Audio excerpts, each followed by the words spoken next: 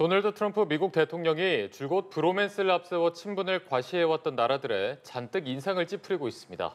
우선 인도를 향해 관세 폭탄을 예고하고 나섰는데요. 워싱턴 연결해서 이 내용 들어보겠습니다. 정호윤 특파원 전해주시죠. 네, 워싱턴입니다. 트럼프 미국 대통령은 과거 모디 인도 총리를 진정한 친구라고 부를 정도로 깊은 우정을 자랑했는데요. 이런 인도를 향해 트럼프 대통령이 관세 인상을 예고하며 고강도 압박에 나섰습니다. 러시아산 석유를 대량 구매해온 점을 또다시 지적하며 인도에 부과한 기존 25% 상호 관세에 더해 추가 관세를 매기겠다는 건데요. 트럼프의 거듭된 경고에 인도의 국영 정유사들은 러시아 원유 구매를 중단했다고 밝혔지만 트럼프의 압박 수위만 끌어올렸습니다. 트럼프 대통령의 말입니다. I understand India no longer is going to be buying oil from Russia. That's what I heard. I don't know if that's right or not, but that's a good step. We'll see what happens. 이 같은 경우는 우크라이나 휴전 문제가 러시아의 어깃장으로 뜻대로 풀리지 않는 상황에서 러시아에 대한 우회적 압박으로도 풀이됩니다. 러시아의 돈줄을 압박해 러시아가 우크라이나 전쟁 휴전 협상에 적극성을 보이도록 유도하겠다는 속내가 깔린 것으로 볼 수 있는데요.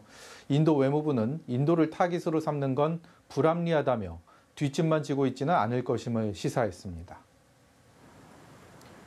네, 그런가 하면 트럼프 대통령이 중국과의 관세 휴전 연장도 승인을 미루고 있습니다. 특별한 이유가 있는 걸까요?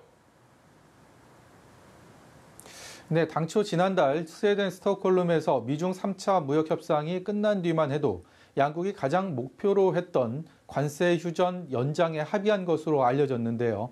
양국은 관세 휴전을 석 달 더 연장하는 데 뜻을 모았고 중국은 합의를 이뤘다며 확신에 찬 기자회견을 했지만 미국 측 분위기는 살짝 달랐습니다.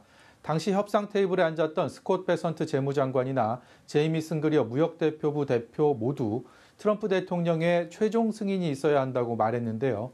중국과의 협상 내용은 트럼프 대통령에게 보고됐지만 어찌된 일인지 며칠째 아무런 반응이 없는 상황입니다. 협상에 나섰던 관료들도 지금으로선 트럼프의 입을 바라보는 것 외엔 별다른 입장을 낼 수 없는 상황인데요. 제이미 승그리어 무역대표부 대표의 발언 들어보시죠. So you're not there yet. And so they want to do that. We're working on some technical issues and we're talking to the president about it. 주요 국가의 관세 협상을 대부분 본인 뜻대로 마무리했지만 트럼프 대통령 입장에선 아직 남아있는 중국이라는 큰 퍼즐을 두고 물밑 신경전을 이어가는 것으로 보입니다. 관세 휴전 시한이 만료되는 오는 11일까지 남은 일주일 사이에 트럼프 대통령이 어떤 결단을 내릴지 주목됩니다. 지금까지 워싱턴에서 연합뉴스TV 정호윤입니다.